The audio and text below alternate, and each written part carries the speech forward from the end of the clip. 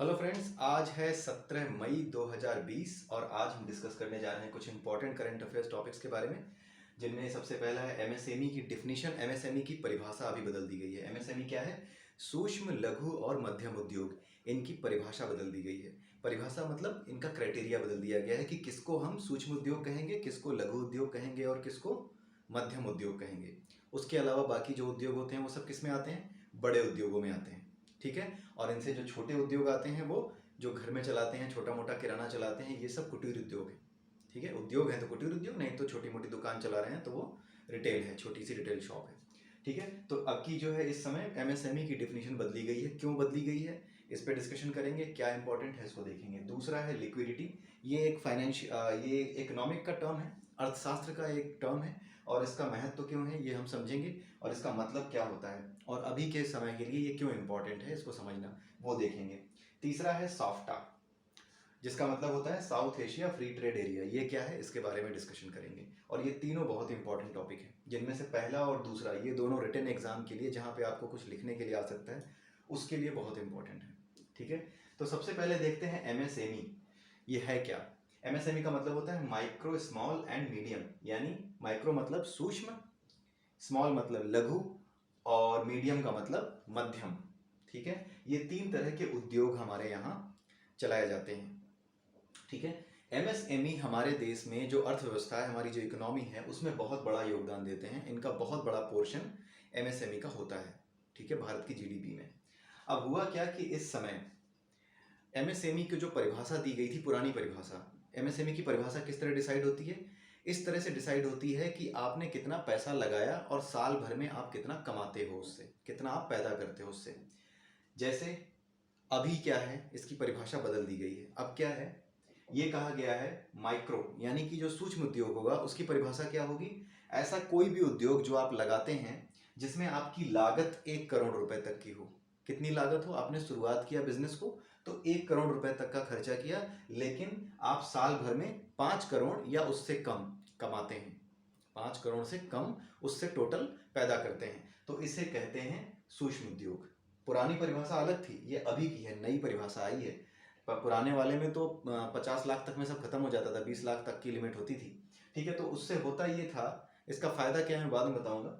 पहले ये देख लेते हैं कि माइक्रो और स्मॉल का मतलब क्या है। माइक्रो की लिमिट आप याद रखिएगा 1 करोड़ से 5 करोड़। 1 करोड़ तक आपने डाला अपना व्यापार शुरू करने के लिए, और 5 करोड़ तक आप उस व्यापार से पैदा करते हो। ठीक है, पैसा पैदा करते हो 5 करोड़ तक का। उसके बाद आता है स्मॉल। स्मॉल में क्या होता है? स्मॉल में यही लिमिट, यही सीमा 10 करोड़ से 50 करोड़ की है। यानी 10 करोड़ तक की लागत आपने लगाई अपने व्यापार में, और 50 करोड़ रुपए तक आप पैदा करते हो उस व्यापार से, 50 करोड़ से कम। ठीक है। तो उसको कहते हैं स्मॉल। ठीक है। और तीसरा है मीडियम। मीडियम की लिमिट क्या है? 20 करोड़ तक लागत और 100 करोड़ से कम आपका लाभ, मतलब आपका, आप जो पैदा करते हो वो।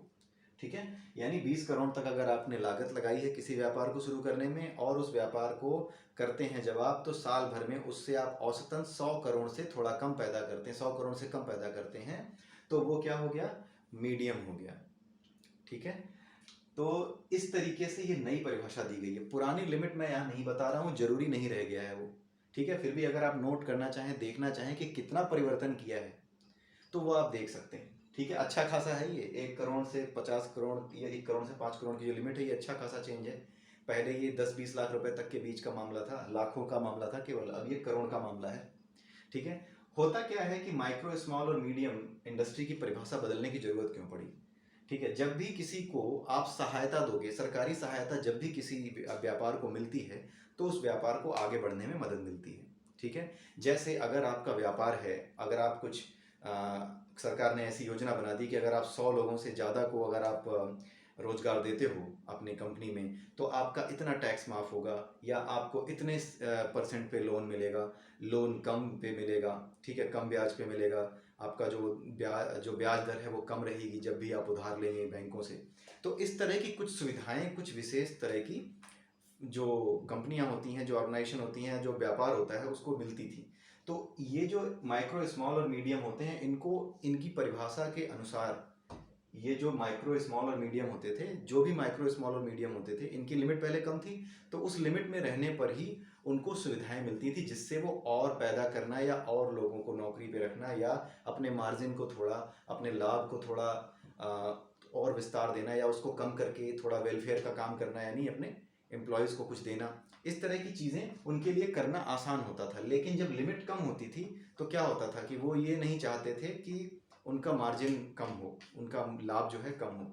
इस वजह से क्या होता था कि वो और चीज़ें करने को प्रोत्साहित नहीं होते थे और आगे बढ़ाने को, जो दूसरी चीज़ें हैं जिससे कि दूसरों का भी लाभ हो और लोगों को नौकरियां मिले या और भी उनके पास पैसा इस तरह का आए कि वो लोगों को थोड़ा सा और बांट सकें या और भी ऐसी इन्वेस्टमेंट कर सकें जिससे कि दूसरी कुछ चीज़ें बना सकें। तो वो कुल मिला करके उतने में ही सिमटे रहते थे। तो अब वो उतने में सिमटे नहीं रहेंगे। जब इस लिमिट को बढ़ा दिया गया है तो उनके पास पैसा और ज़्यादा हो गया है। तो अब होगा क्या, उनको ये चिंता खत्म हो जाएगी कि हाँ, जब मेरा बिजनेस 50 लाख का होता है तो ही मुझे इस कैटेगरी से निकाल दिया जाता है और जो सरकारी लाभ होते हैं वो लाभ मिलने बंद हो जाते हैं। तो होगा क्या कि अब ये लाभ 1 करोड़ से 5 करोड़ की लिमिट तक के सीमा में आ गए हैं। तो इससे क्या होगा कि एमएसएमई को थोड़ा बूस्ट अप मिलेगा, थोड़ी प्रोत्साहन मिलेगा आगे बढ़ने के लिए और वो और भी आगे अपना बिजनेस बढ़ाएंगे। तो इसलिए ये किया गया है, ठीक है। और इसमें एक घोषणा और की गई है, सरकार ने जो की है वो ये कहा है कि सरकार जैसे कोई सामान खरीदना होता है तो वो क्या करती थी, अगर 50 लाख से ऊपर का सामान खरीदना होता था तो वो क्या करती थी कि वो ग्लोबल टेंडर जारी करती थी, यानी पूरी दुनिया में एक टेंडर जारी करती थी कि हमें ऐसा सामान चाहिए जो भी बेच सकता है हमारे सामने आए।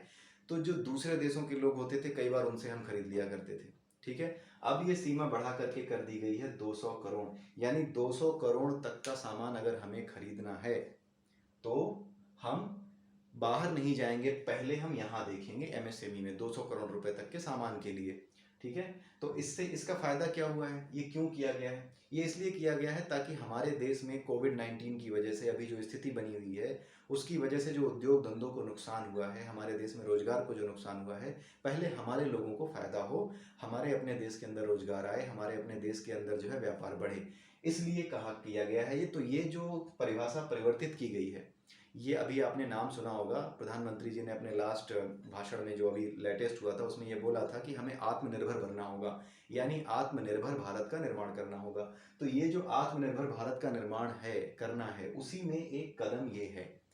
इसी तरीके से आंसर लिखना पड़ेगा जब भी कोई ऐसा क्वेश्चन आता है कि आत्मनिर्भर भारत के जो प्रमुख घटक हैं या उसके लिए सरकार ने क्या क्या किया, कदम क्या उठाए सरकार ने, ये इंपॉर्टेंट है। आत्मनिर्भर तो बनना है, लेकिन अगर आप एग्जाम दे रहे हैं तो आपसे दूसरों से थोड़ा हट करके बात की जाएगी। आपसे ये नहीं पूछा जाएगा कि आत्मनिर्भर अभियान क्या है, ठीक है। उसमें जो भी एक साधारण आदमी वो बताएगा देशभक्ति है और ये है और हम अपने देश का सब कुछ बनाएंगे, अच्छी, वो भी सही है कि हाँ, अपने देश के प्रति, अपने लोगों के प्रति और अपने जो देश में जो व्यापार है उसको आगे बढ़ाने के लिए हमें जरूर उपाय करने चाहिए, सभी के बारे में जरूर सोचना चाहिए, लेकिन जब हम आगे बढ़ेंगे तभी तो दूसरी लोगों को भी कुछ दे पाएंगे।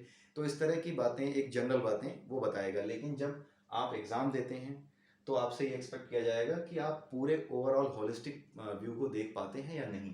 तो होलिस्टिक व्यू को देखने के लिए आपसे ये पूछा जा सकता है कि आत्मनिर्भर अभियान के प्रमुख घटक क्या हैं, क्या कंपोनेंट्स हैं।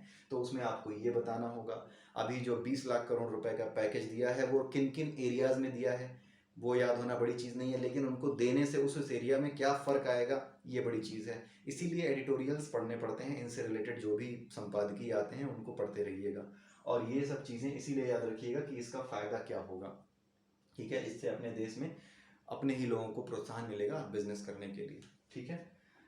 तो ये चीज़ की गई थी। और ये जो ग्लोबल टेंडर हम जारी करते हैं कि कितने लाख रुपए तक का ग्लोबल टेंडर हम जारी करेंगे कितने लाख से ऊपर का सामान खरीदने के लिए, ये एक नियम होता है जनरल फाइनेंशियल रूल, जो कि 1963 में आया था, 1963 में। उसके अकॉर्डिंग ये लिमिट सेट की जाती थी 50 लाख रुपए तक की, कि 50 लाख रुपए तक का सामान, 50 लाख रुपए से ऊपर का सामान अगर सरकार खरीदेगी तो ग्लोबल टेंडर जारी करेगी, यानी पूरी दुनिया के लिए ओपन करेगी कि हम खरीदना चाहते हैं। लेकिन अब क्या किया गया है कि 200 करोड़ तक हम अपने देश में ही ये पूछेंगे कि हाँ, इनसे ही पूछेंगे, एमएसएमई से ही पूछेंगे कि तुम्हारे पास है जो हम चाहते हैं वो है तुम्हारे पास, अगर है तो हमें दो। यानी भारत सरकार भारत के ही लोगों से खरीदेगी। तो भारत का जो बिजनेस है, भारत के जो ये छोटे छोटे बिजनेस हैं एमएसएमईज, इनको आगे बढ़ने का मौका मिलेगा। भाई जब सामान बिकेगा तो आगे बढ़ेंगे, वो उनकी कमाई होगी। तो इसलिए ये इंपॉर्टेंट है। तो ये आप ये याद रखिएगा, जनरल फाइनेंशियल रूल ये कब आया था, ये याद रखने लायक चीज़ है, ये पूछी जा सकती है कि जनरल फाइनेंशियल रूल कब आया था। तो ये 1963 में आया था। और एमएसएमई की नई डिफिनीशन आप याद रखिएगा, और ये जो 200 करोड़ की सीमा, ये तीनों बहुत इंपॉर्टेंट है। अब आते हैं दूसरी चीज़ पे, लिक्विडिटी। लिक्विडिटी का मतलब होता है हमारे पास कितना पैसा है जो हम खर्च कर सकते हैं। अगर हमें अभी खर्च करना हो तो हम कितना खर्च कर सकते हैं। अगर हमारे हाथ में खर्च करने लायक पैसा ना हो तो क्या हम खर्च कर पाएंगे? नहीं कर पाएंगे। हमारे पास अगर बहुत बड़ा मकान है, करोड़ों का है, 2-3 करोड़ का मकान है, लेकिन हमारे पास पैसा बिल्कुल नहीं है जिससे हम दाल भी खरीद सकें, लिक्विड मनी नहीं है, हमारे बैंक में पैसा नहीं है, तो क्या होगा? ये जो 2 करोड़ की संपत्ति है, ये कैसे काम आएगी हमारे, जब तक हमारे हाथ में पैसा ना हो? तो फिर संपत्ति को या तो आप लीज पे रखोगे, उधार पे रखोगे कि हाँ भाई हमें थोड़े पैसे चाहिए, या घर का कुछ सामान बेचोगे। ठीक है, तो घर का सामान वामान बेचने की जरूरत नहीं है। आपके पास 2 करोड़ रुपए का मकान है, संपत्ति है, वो अपनी जगह है, लेकिन आपके पास बैंक में कुछ पैसे आप हमेशा रखते हो ताकि खरीद सको, रोजमर्रा के काम कर सको। ठीक है, तो आपके पास रोजमर्रा का काम करने के लिए जितने पैसे होते हैं, अगर उन पैसों में किसी वजह से कमी आ रही है, या इस तरह का एनवायरनमेंट बन गया, इस तरह का माहौल बन गया है कि आप उन पैसों को ज़्यादा खर्च नहीं करना चाहते, तो आप क्या करोगे? वो पैसे आप ज़्यादा खर्च नहीं करोगे, लिमिट भर करोगे, जितने में आपका बेसिक खर्चा है, यानी कि जो जरूरी चीज़ें हैं बस वो चलती रहें, बेकार फालतू के खर्चे आप नहीं करोगे। ठीक है, इससे क्या हो रहा है, लिक्विडिटी कम होने से क्या हो जाएगा कि अगर आपके पास लिक्विडिटी कम है तो आप उन चीज़ों को नहीं खरीदोगे जो जिनका व्यापार होता है, जो चीज़ें बनाई जाती हैं। जैसे आप घर में हो सकता है जो है बिस्किट आता हो, मिठाइयाँ आती हों, और दूसरी और चीज़ें आती हों। ठीक है, अगर आपको लगता है कि आपके पास पैसे कम है तो आप इन चीज़ों को नहीं खरीदोगे कि बिस्किट के बिना थोड़ी मरे जा रहे हैं, हम तो दाल खा लेंगे, दाल रोटी खा लेंगे, अभी हालात ऐसे नहीं हैं। लेकिन अगर आपके हाथ में पैसे दे दिए जाएं तो क्या होगा? और पैसे दे दिए जाएं तो आप कहोगे चलो एक्स्ट्रा पैसे आ गए हैं तो कुछ थोड़ा सा इन चीज़ों को भी ले लिया जाए। तो जब आप उन चीज़ों को लेने की कोशिश करोगे जिनको आप कह रहे थे कि नहीं ज़रूरी नहीं है, तो अब आप उन ज़रूरी चीज़ों को खरीदने के लिए क्या करोगे कि हमें ये चाहिए। जैसे ही आप बोलोगे हमें चाहिए, वैसे ही जो बनाने वाला है वो कहेगा हाँ अब हम बनाएंगे, और जब वो बनाएगा तो आप उसको खरीदोगे, खरीदोगे तो उसको पैसे मिलेंगे, उसका व्यापार आगे बढ़ेगा। तो लिक्विडिटी का उद्देश्य यही होता है कि जो व्यापार है, जो रुक जाता है व्यापार, जो जैसे कि इस समय रुक गया है कोरोना वायरस के समय में, लिक्विडिटी यानी आपके हाथ में पैसे पहुंचाने का जो तरीका होता है सरकार का, कारण जो होता है वो यही होता है कि आपके हाथ में पैसे ज़्यादा आएँ तो जो व्यापार रुका हुआ है वो व्यापार चल पड़े, क्योंकि आपके पास जब पैसा आएगा तो आप दूसरी चीज़ों पे खर्च करोगे। ठीक है, लेकिन ये भय का माहौल ऐसा है कि ये कितना कारगर होगा ये देखने वाली बात होगी। लेकिन लिक्विडिटी का असली उद्देश्य यही होता है कि आपके हाथ में खर्च करने लायक पैसे बढ़ाना। अगर आपके पास खर्च करने लायक पैसे आपके हाथ में कम है तो क्या कहा जाएगा? आपकी लिक्विडिटी कम है। और अगर आपके पास खर्च करने लायक पैसे ज़्यादा हैं तो क्या कहा जाएगा? कि आपके पास लिक्विडिटी ज़्यादा है, लिक्विड मनी ज़्यादा है। और जब आपके पास लिक्विडिटी ज़्यादा होगी, यानी आपके पास लिक्विड मनी ज़्यादा होगी, तो आप उन चीज़ों को भी खरीदोगे जिनको आप आम तौर पर संकट के समय में नहीं खरीदते।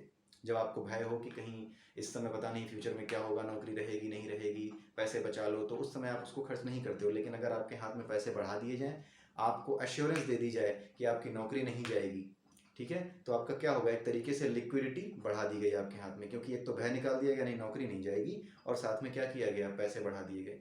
तो ये पैसे बढ़ाने के लिए सरकार ने बहुत से कदम उठाए हैं। यहाँ पर तो मैं सिर्फ आपको आइडिया दे रहा हूँ, आपको उन सारी चीज़ों के नाम बता दे रहा हूँ, उन सारे स्टेप्स के नाम बता दे रहा हूँ जो लिए हैं सरकार ने। जैसे एक स्टेप सरकार ने लिया है कि हमारा जो एम्प्लॉय प्रोविडेंट फंड होता है, जो प्रोविडेंट फंड होता है उसमें जिसके यहाँ हम काम करते हैं वो भी पैसे डालता है, और हमारे सैलरी से भी पैसा उसमें जाता है, और जब हम रिटायर होते हैं तो वो पैसा मिलता है। ठीक है, तो अब क्या किया गया है? पहले वो 12% था, अब 10% कर दिया गया है। पहले 12% था, यानी कि अगर हमारी सैलरी 100 रुपये है तो 12 रुपये उसमें जाते थे। ठीक है, लेकिन अब क्या किया गया है? अब सिर्फ उसमें 10 रुपये जाएंगे। अगर उसमें 10 रुपये जाएंगे तो 2 रुपये किसके पास आएंगे? आपकी सैलरी में आएंगे, यानी आपकी सैलरी बढ़ करके आएगी। जब आपकी सैलरी बढ़ करके आएगी, जब आपकी जो तनख्वाह है वो बढ़ करके आएगी, तो अब क्या होगा? और आपको ये भी बता दिया गया है, सरकारों ने ये कह दिया है कि आपको नौकरियों से नहीं निकाला जाएगा। जितने भी एम्प्लॉयर हैं उनसे कहा गया है कि नौकरियों से आप इनको नहीं निकालोगे, आप इन्हें रखोगे, हम आपके लिए कुछ कर रहे हैं, लेकिन आप इन्हें मत निकालो। तो इस तरीके से सरकार ने क्या किया है? एक तरीका ये है लिक्विडिटी बढ़ाने का। दूसरा क्या तरीका निकाला? जो गरीब आदमी है उसके लिए क्या किया है कि रेहड़ी वाले या ये जो हैं जो मजदूर हैं, इनके हाथ में पैसे दे दो, या 500 रुपये हर एक के अकाउंट में डालने की कोशिश की गई है, 5-5 हज़ार रुपये या भोजन दिया गया है। ठीक है, भोजन एक अलग चीज़ है, वो सहायता है। लिक्विडिटी क्या है, ये फाइनेंशियल टर्म है। ठीक है, भोजन दे दिया 2 महीने का, वो तो सहायता है, लेकिन जो लिक्विडिटी बढ़ाई गई यानी पैसा हाथ में दिया गया, उससे मजदूर को क्या कहा गया है कि भाई आप लो पैसा, आप इनसे ज़रूरी चीज़ें खरीदो। तो जब वो छोटी छोटी चीज़ें अपने छोटे मार्केट से खरीदेंगे, तो जो छोटे छोटे व्यापारी होते हैं, जो ठेले पे या खोमचे पे अपना काम लगाते हैं छोटा मोटा, उनका भी बिजनेस आगे चल पड़ेगा, उनसे भी लोग खरीदने जाएंगे। ठीक है, तो इस ये होता है लिक्विडिटी का पर्पज़ कि आपके पास खर्च करने लायक पैसे बढ़ा देना। सरकार अलग अलग तरीक़ों से आपके हाथ में पैसे बढ़ाने की कोशिश करती है। जैसे एक तो ईपीएफ हटा लिया, ईपीएफ कम कर दिया। ठीक है, दूसरा आपका मैंने अभी बताया कि हाँ सरकार इतने पैसे दे रही है। तीसरा एक और था कि एमएसएमईज़ को भी जो है जो लाभ दिया है, उनके हाथ में खर्च करने लायक पैसे ही तो बढ़ा दिए हैं, ताकि वो और इन्वेस्टमेंट कर सकें, जब मांग जनरेट होगी तो और इन्वेस्टमेंट डाल सकें। यही तो किया है। तो ये सब के सब बड़े ही सोचने वाले और गहराई से सोचने वाले। इनफैक्ट इसके बारे में जितना आप पढ़ेंगे, लिक्विडिटी से रिलेटेड जितने भी आर्टिकल आते हैं, जितने भी एडिटोरियल आते हैं, संपादकीय आते हैं न्यूज़पेपर में, वो सारे अगर आप पढ़ेंगे या कहीं पर भी किसी भी विद्वान पुरुष का लेख आपको मिलता है, कोई भी इकोनॉमिस्ट है उसका लेख आपको मिलता है, आप उसे पढ़िए तो आपकी अंडरस्टैंडिंग बढ़ती चली जाएगी। ठीक है, जब उसकी अंडरस्टैंडिंग आपकी बढ़ेगी तभी रिटन एग्जाम में इनसे रिलेटेड जो क्वेश्चन आते हैं थोड़े टेढ़े लगते हैं, लेकिन होते बड़े सीधे हैं अगर ये कॉन्सेप्चुअली समझ लिया जाए। ठीक है, तो लिक्विडिटी के बारे में बेसिक कॉन्सेप्ट आपको समझ में आ गया होगा। ठीक है, एक चीज़ और है, अभी सरकार ने क्या कहा है, 20 लाख करोड़ रुपए का पैकेज दिया है अलग अलग क्षेत्रों में। तो वो अलग अलग क्षेत्रों में आज जैसे निर्मला सीतारमन जी ने आखिरी उसकी किस्त दी है कि भैया आखिरी किस्त जो बचे हुए पैसे थे 20 लाख में, वो कहाँ कहाँ खर्च होंगे। ठीक है, तो वो आप देख लीजिएगा, वो अलग है, इसमें नहीं बताऊंगा मैं। तो इकोनॉमिक स्टिमुलस जो है वो 20 लाख करोड़ रुपए का दिया है। और एक चीज़ और याद रखिएगा, ये 20 लाख करोड़ रुपए हमारी जीडीपी का 10% है, 10% है। ठीक है, जीडीपी का। एक होता है जीडीपी यानी टोटल, मैं जीडीपी अलग से पढ़ा दूंगा। जीडीपी का मतलब होता है कि भारत के अंदर किसी भी देश की जीडीपी का मतलब क्या होता है कि उस देश की सीमा के भीतर जितने भी उद्योग हैं, जितनी भी सर्विसेज हैं, चाहे वो खेती हो, चाहे वो मैन्युफैक्चरिंग हो, चाहे वो क्या हो आपका सर्विस हो, ये सारी चीज़ें मिल करके जितना भी एक साल के अंदर पैदा करती हैं भारत के अंदर, भारत की सीमाओं के भीतर, उसके टोटल मूल्य को क्या कहते हैं, जीडीपी कहते हैं। मोटे मोटे तौर पे आप ये परिभाषा याद रखिए कि किसी एक देश की सीमा के भीतर जितने भी बिजनेस हैं, जितना भी काम होता है, वो जितने रुपए की सर्विस देते हैं या जितने रुपए का सामान पैदा करते हैं या जितने रुपए का अनाज पैदा करते हैं, इन सब को जोड़ करके जो वैल्यू आती है, जो मूल्य आता है, उसी को हम क्या कहते हैं, जीडीपी कहते हैं। अब जब हम बात करते हैं कि किसी देश की सीमा के भीतर, इसका मतलब कि देश की सीमा इंपॉर्टेंट हो जाती है जीडीपी के केस में।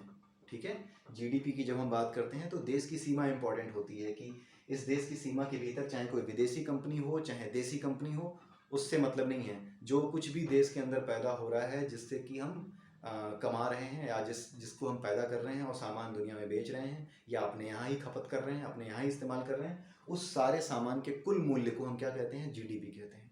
ठीक है, इसका अलग टर्म होता है, इससे अलग एक टर्म होता है, इसका नाम है जीएनपी यानी ग्रॉस नेशनल प्रोडक्ट, यानी कि सकल राष्ट्रीय आय, यानी कि भारत की टोटल जो राष्ट्र की यानी देश की क्या आय है उसको कहते हैं जीएनपी, ग्रॉस नेशनल प्रोडक्ट। उस समय बाउंड्री, देश की बाउंड्री इंपॉर्टेंट नहीं होती, उस समय देश का नागरिक इंपॉर्टेंट होता है।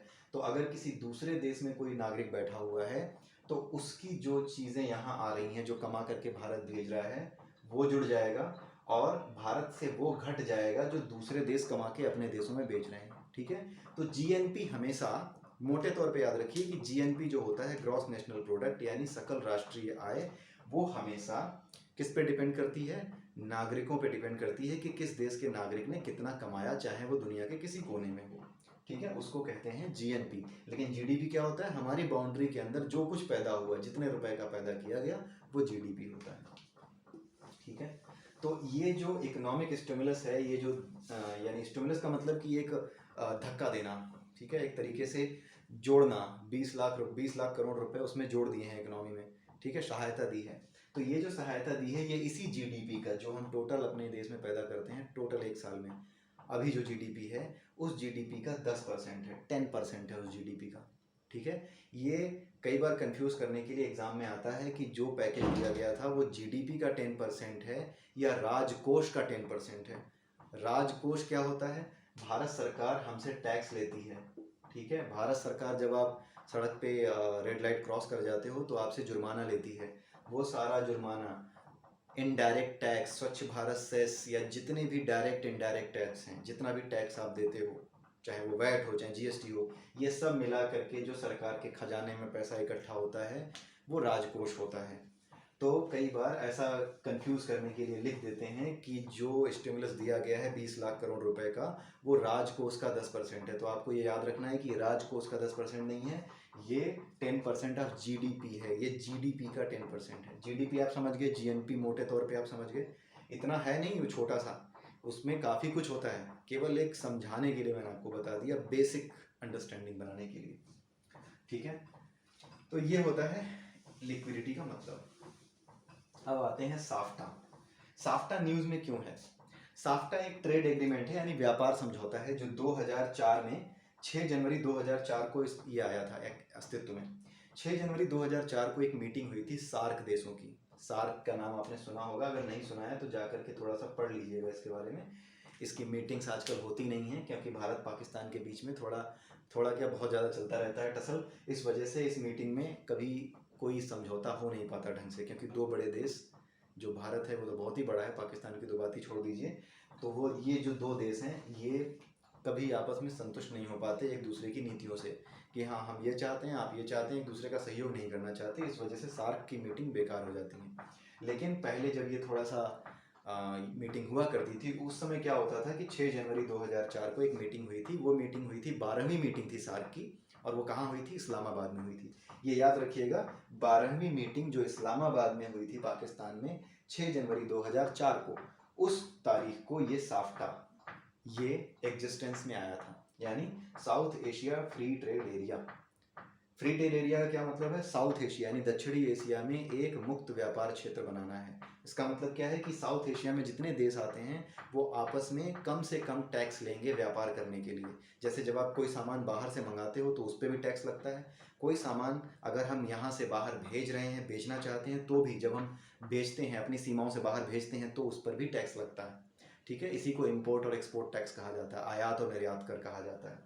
ठीक है, तो ये जो है साफ्टा में क्या था, ये आयात और निर्यात कर बहुत कम था, मतलब लगभग जीरो के बराबर है। ठीक है, तो हुआ ये कि इसमें बहुत से देश थे, जैसे मलेशिया था, नेपाल है, और मालदीव हैं, मलेशिया नेपाल हो गया, बांग्लादेश है। ठीक है, इन देशों से हम मुक्त व्यापार करते थे। भारत भी कम से कम टैक्स लेके सामान खरीदता था। तो जब भारत कम से कम टैक्स लेकर के उनसे सामान खरीदेगा तो अंदर जो हमारे व्यापारी हैं उनको नुकसान होता था, तो वो विरोध करते थे। लेकिन अब बाकी सारी चीज़ें भी देखनी पड़ती हैं, इस वजह से ये ट्रेड एग्रीमेंट चलता रहा। ठीक है, अभी भी चल रहा है। लेकिन अभी ये न्यूज़ में इसलिए है क्योंकि नेपाल से जो हम पाम ऑयल खरीदते हैं, पाम ऑयल, ठीक है, वो जो पाम ऑयल हम नेपाल से खरीदते हैं वो दो तरीके का जो है हम आयात करते हैं। एक तो होता है कच्चा पाम ऑयल यानी रॉ, और दूसरा होता है रिफाइंड। ठीक है, कच्चा पाम ऑयल निकलता है, एक पौधा होता है पाम का, जो कि जिसके कि फल देखने में किसके जैसे लगते हैं? लीची जैसे, जैसे लीची होती है ना, उस तरह से लगते हैं देखने में। तो लीची के फल जैसे वो होते हैं। ठीक है, तो उसको, वो कच्चा पाम ऑयल होता है, उसको जब हम निचोड़ के निकालते हैं तो कच्चा पाम ऑयल होता है, वो खाने लायक नहीं होता, इस्तेमाल करने लायक नहीं होता। उसको इस्तेमाल करने लायक बनाने के लिए उसको रिफाइन करना पड़ता है। तो उसको रिफाइन करके जो ये देश हैं वो भारत को बेचा करते थे। ठीक है, लेकिन अभी कुछ दिनों से क्या हो रहा है कि इन देशों की विदेश नीतियां कुछ बड़ी विचित्र टाइप की हो गई हैं। जैसे सबसे पहले आया था मलेशिया। मलेशिया ने क्या किया कि जब भारत ने 370 हटाई धारा कश्मीर के अंदर, जब कश्मीर के अंदर 370 धारा हटा दी, तो उसके बाद मलेशिया ने इसका विरोध किया, अंतर्राष्ट्रीय मंच पर इसका विरोध किया। तो भारत ने क्या बोला? भारत ने कहा कि हम आपसे पाम ऑयल का इंपोर्ट बंद कर रहे हैं। लेकिन बात यह है कि साफ्टा के अंदर, जब ये साफ्टा हुआ था, जब ट्रेड एग्रीमेंट हुआ था, तो इसमें उन सभी चीज़ों के नाम लिखे गए हैं, उन सभी उत्पादों के नाम लिखे गए हैं जो आपस में हम व्यापार कर सकते हैं। तो उनमें से एक पाम ऑयल भी है। ठीक है, आप समस्या क्या आई कि अगर आप पाम ऑयल का व्यापार करना है आपको, तो आपने तरीका क्या निकाला? फिर कैसे मना कर दिया इंडिया ने? इंडिया ने मना कैसे किया? इंडिया ने ये कहा कि पाम ऑयल होता है एक तो कच्चा और एक होता है रिफाइंड। ठीक है, जो हमारा साफ्टा है उसमें कहीं पर भी ये नहीं बताया गया है कि हम कच्चा ले सकते हैं या रिफाइंड ले सकते हैं, या कच्चा लेंगे और रिफाइंड नहीं लेंगे। ऐसा कुछ भी मेंशन नहीं किया गया है कि कच्चा और रिफाइंड ऑयल दोनों ही इंपोर्ट का हिस्सा होंगे, क्योंकि कच्चा भी होता है रिफाइंड भी होता है। सिर्फ पाम ऑयल लिखा गया है, उसके बारे में कुछ कहा नहीं गया है। तो भारत ने इसी चीज़ को पकड़ा और भारत ने मलेशिया से कहा कि हम तुमसे रिफाइंड पाम ऑयल नहीं लेंगे, कच्चा लेंगे, हम अपने यहाँ रिफाइन कर लेंगे।